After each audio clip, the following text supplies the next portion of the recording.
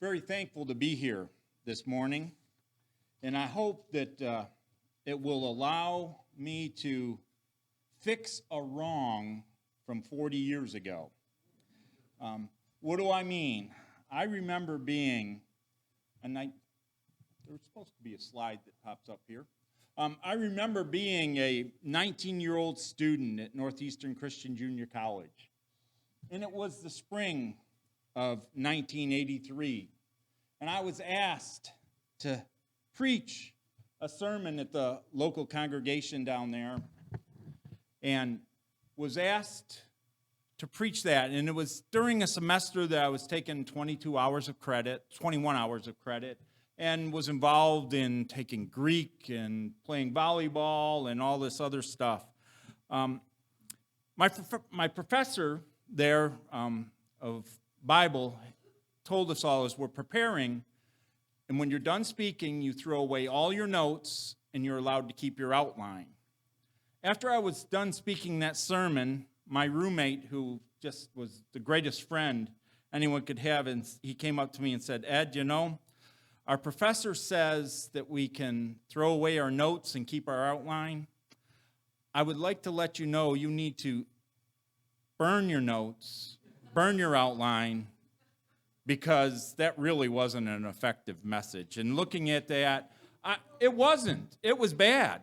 And I remember that I didn't prepare. I didn't spend time. So in that past 40 years, I don't think I've ever preached from the book of Ecclesiastes. But when David, so we'll find out at the end if I've improved or not. But when David asked me, I thought I really knew where I wanted to go. I think God put it on my heart. And it's finding joy in the vanity of life. I started with a slide here of a quote that I found a long time ago. I couldn't remember if it was in the late 80s or early 90s. It's a quote from a Dutch Catholic priest. He died in 1996 of a heart attack, but I think it has something to say. Those who keep speaking about the sun while walking under a cloudy sky are messengers of hope, the true saints of our day. And I think of that, and I think of this congregation, and there are so many in this congregation that are struggling with physical illnesses, with spiritual illnesses, with mental troubles, emotional troubles. And I want us to know that I am so appreciative of their efforts because it makes a difference. In the next slide, please. Because this is what, one before that.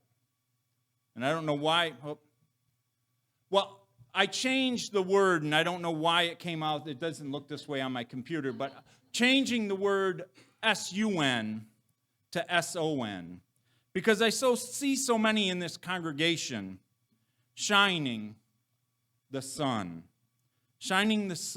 in their lives that are difficult. So I thought we'd look at the book of Ecclesiastes today and see how we can gain strength in understanding what the author Solomon had to say. Again, going back to my 20s, it was a time for me when in my mid-20s I was diagnosed with arthritis and some other things, and have had to deal with that for now many years. But finding this quote helped me understand that no matter what is difficult in my life, I need to be shining Christ. So as we go on and we look forward as to our introduction into the book of Ecclesiastes, we need to know that it was attributed by many to Solomon. It's describing his search for the meaning in life. The author of Ecclesiastes does not directly identify himself. There are quite a few verses that imply Solomon wrote this book, so throughout I would say Solomon. There's an indication at the end that some of it was written after Solomon passed, but it traditionally has been attributed to him. When did it take place? Well, we know that Solomon reigned as king over Israel from around 970 BC to 930 BC. The book of Ecclesiastes was likely written toward the end of that reign, approximately 935 BC. And Solomon's search pertains to life under the sun, a phrase that he used at least 29 times in 27 verses, suggesting a look at life from mostly a worldly point of view, Ecclesiastes 1:3. His message may seem to be rather negative. A major theme is the vanity of life. Vanity is used some 35 times in 29 verses, just starting with Ecclesiastes 1 and verse 2. Yet, within this book, he mentions these important words: joy 3 times, enjoy 3 times, enjoyment 2 times, rejoicing 4 times, and joyful 1 time. I believe his purpose in writing this book was of perspective. The narrative of the preacher, if you're reading in the King James, it's titled The Preacher. If you're using the NIV or the Christian Standard Version, it is the narrative of the teacher. And it reveals the depression that inevitably results from seeking happiness in worldly things. The book gives Christians a chance to see the world through the eyes of a person who, though very wise, is trying to find meaning in temporary human things. In the end, the preacher/teacher comes to accept that faith in God is the only way to find personal meaning. He decides to accept the fact that life is brief and ultimately worthless without God. The preacher advises the reader to focus on an eternal God instead of temporary pleasures. So as we look at this in Ecclesiastes chapter 1, verse 2, reading this from the Christian Standard Bible, absolute futility, says the teacher, absolute futility. Everything is futile. From what I'm more familiar with and what I used to preach in 1983, the NIV, meaningless, says the teacher, utterly meaningless. Everything is meaningless. Other translations might use the word vanity, but vanity, meaningless, and futile are all the same terms used in this section and in this book that Solomon wrote. Solomon, in his old age, has found everything in this world to be empty and void of meaning. This lament becomes the theme of the whole book. And it's empty and void of meaning without God. Saying that everything is meaningless sounds depressing. But we must keep Solomon's point of view in mind, which is found in Ecclesiastes 1, verse 14. I have seen all the things that are done under the sun.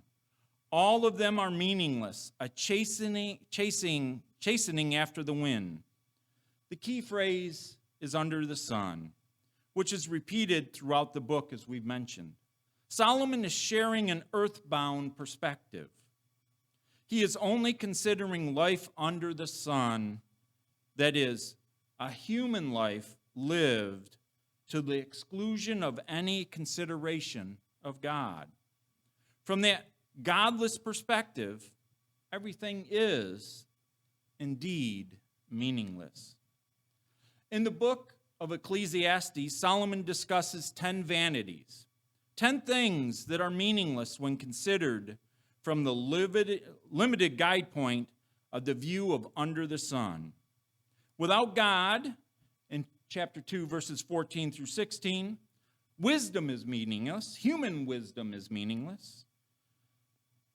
In chapter 2, 18 through 23, labor is meaningless, or work is meaningless. In chapter 2, verse 26, amassing things is meaningless. In chapter 3, verses 18 through 22, life itself is meaningless. In chapter 4, verse 4, competition is meaningless. In chapter 4, verses 7 through 8, selfish overwork is meaningless. Chapter 4, verse 16, power and authority are meaningless. Chapter 5, verse 10, greed is meaningless. Chapter 6, verse 1 and 2, wealth and accolades are meaningless. And the 10th thing, in chapter 8, verses 10 through 14, perfunctory religion is meaningless. Solomon looks at these things, and when Solomon says everything is meaningless, he did not mean that everything in the world is of zero value. Rather, his point is that all human efforts, apart from God's will, are meaningless. Solomon had it all, and he tried everything. But when he left God out of the equation, nothing satisfied him. So in fact, this book provides counsel on how to get the most out of life, to find joy in a life that is futile if God is not at the center. So let's take a look at what Solomon says a little more in detail about the vanity of life. Yes, because he talks about the preacher's experiences. He talks about the vanity of pleasure, a feeling of satisfaction, enjoyment. And I think about this and put it in terms of, as a teenager, I enjoyed going hunting. I enjoyed going out of the woods. I had the privilege of growing up on a farm and being able to experience 150 acres and walk and go wherever I would like to in that area. And it was enjoyable for me to go out and just go hunting. I never got anything, but I enjoyed going out. The satisfaction for me was just looking and seeing. But I didn't know that there's an even bigger satisfaction, and we'll talk about that satisfaction that comes with knowing God. Also, he talks about in Ecclesiastes chapter 2:11, the vanity of industry or labor. The idea here is talking about especially hard work and physical labor is in vain if God's not the center of your life. Again, these things that we're talking about in the vanity of life are things that we look at without God involved in our life. There's vanity in human wisdom, meaning there's good judgment or scientific learning isn't of value without God in your life. Vanity of life that he mentions in chapter 2, verse 17. That meaning the period of living to the time of death is not important without God in your life. The vanity of leaving an inheritance, Ecclesiastes chapter 2, 18 through 21. Things accumulated to leave to others are without value without God in your life. His observations from this, and that's the next slide, are of a life without God. Again, he goes on, these are things that we see and look around us, but there's no value without God. Earthly existence without God. In Ecclesiastes 3, he talks about you're not going to know where we will go at the end of life. There's even no advantage over us than the animals. In Ecclesiastes 4, 7, and 8, the vanity of acquiring riches over family. Without family, riches are nothing. Riches are nothing. The vanity of many dreams in Ecclesiastes chapter 5, verse 7. Without dreams or words. Without God, dreams and words are futile. They don't give meaning to life. In Ecclesiastes chapter 5, verse 10, loving abundance Loving income and silver, he's talking about. Our wealth is never satisfied without a relationship with God. In Ecclesiastes 6:2, wealth without the gift of God to enjoy it. It's a sickening tragedy. Without God in our lives, it's hard to enjoy what's given to us. The vanity of wandering desire, desiring things without God is like just a chasing after the wind. In Ecclesiastes chapter 7, verse 6, foolish laughter is like a burning thorn bush or thistles, briefly makes a considerable noise or a bright flame, but then quickly burns away before they can cook anything in the pot. A life without God is just a flash. Injustice in this life, Ecclesiastes 8:10, is we're going to see wicked people get what they do not deserve, while righteous get what the wicked deserve. The perspective there is we look at that, but we don't see that God has a bigger plan for us. Ecclesiastes chapter 11, verse 8, the vanity of days of darkness. The idea here that Solomon is sharing is long life leads to many dark days being remembered without God in the picture. And again, there's even vanity in childhood and youth from Ecclesiastes chapter 11, verse 10. The idea is life is short-lived. What is there if we don't have God in it? Many people have come to the same conclusion and fallen into despair and despondency. Yet the teacher would have us learn to know how to find joy in life. Not vanity in life, not meaninglessness in life, but to find a joy.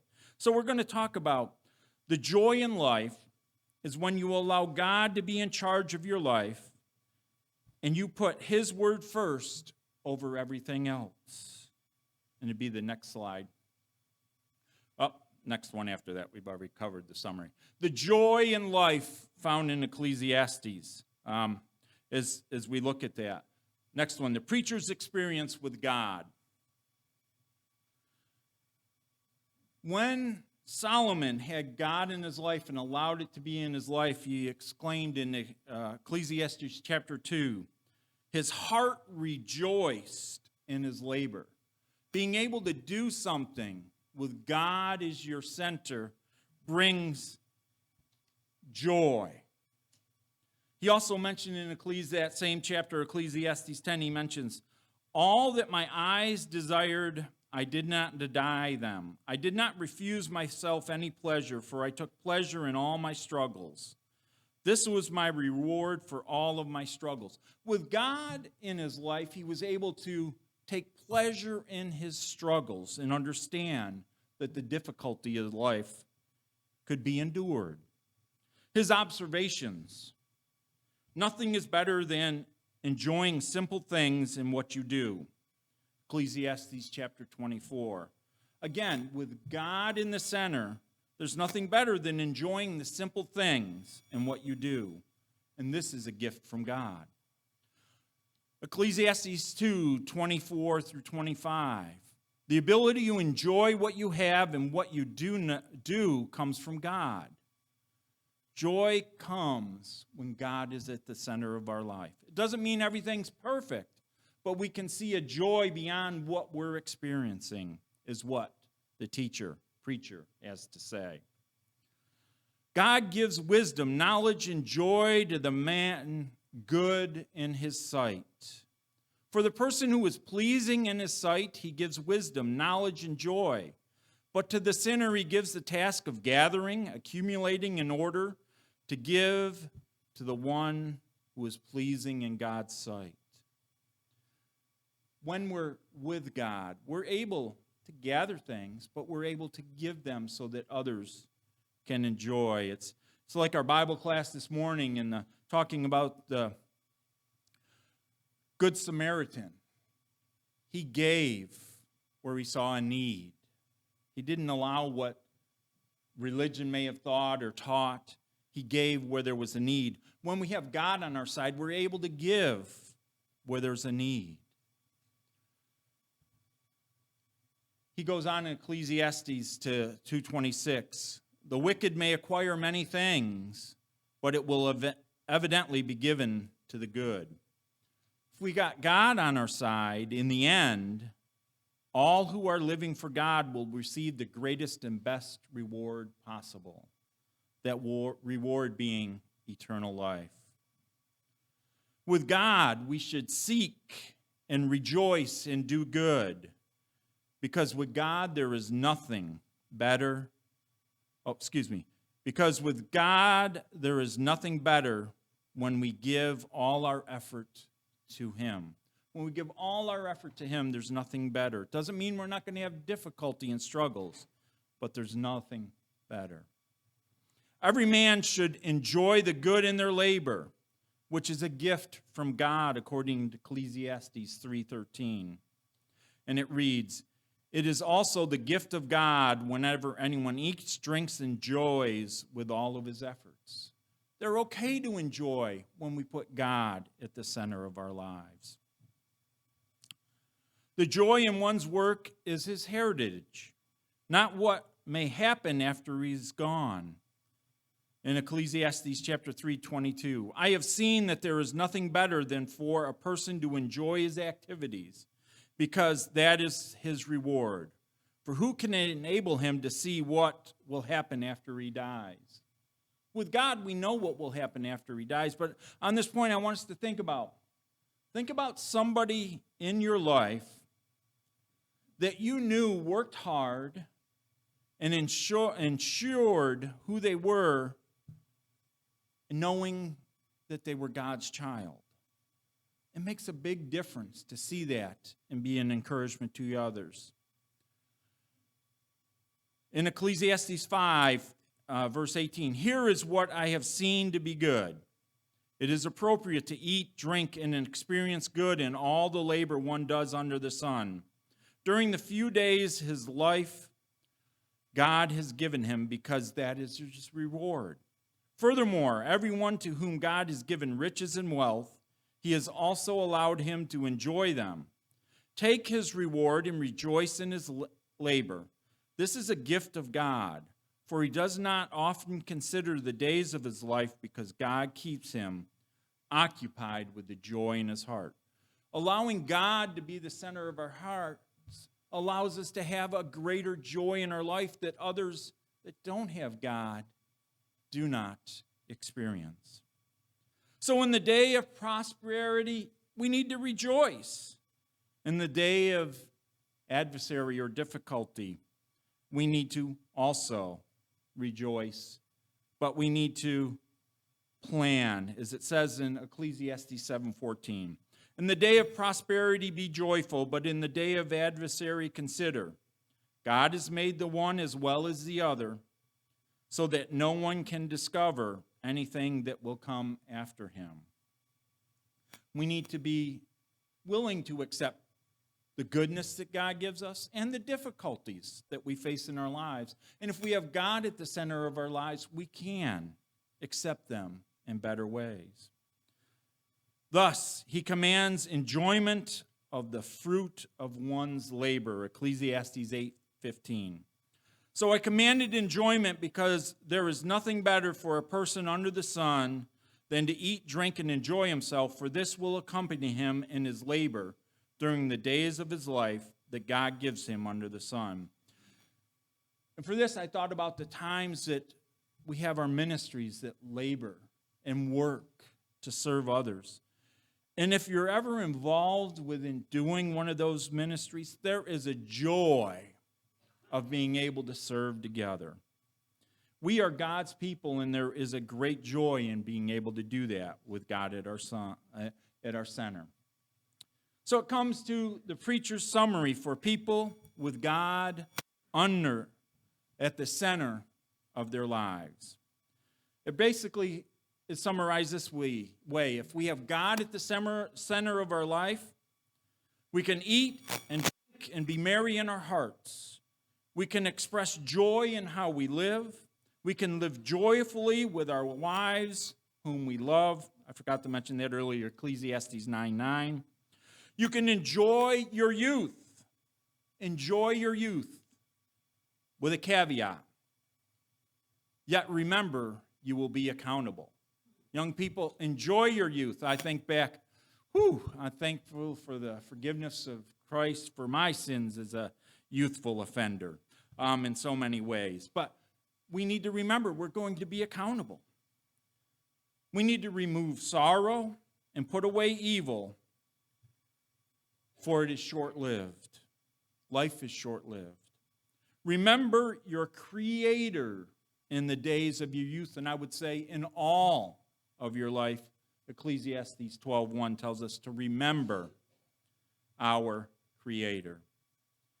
And the last summary point from Ecclesiastes 12:13. Fear God and keep His commandments, for this is your reason for living. We have a responsibility to each other. We have a responsibility to God to live our lives with Him at the center of our life. So in conclusion and in final thoughts, trying to summarize this and boil it down, life under the sun is vanity without God. Without God, there's no meaning in life. Without God, you'll not be able to truly enjoy your time on earth. Life under the sun is filled with joyful experiences and joyful memories when God is at the center. With God, it's to guide us and keep our priorities in line. With God, to bless us with the wisdom and ability to enjoy what good there is in life. So we have a choice. We can live life without God, or we can live life with God. Without God is vanity. With God is joy. To find joy in the vanity of life, remember your Creator. Fear God and keep His commandments. Today, that especially means to pay heed to His Son and our Savior. And I want to close by reading Hebrews chapter 1, verses 1 through 4. Long ago, God spoke to our ancestors by the prophets at different times and in different ways. In these last days, He has spoken to us by His Son. God has appointed Him heir of all things and made the universe through Him.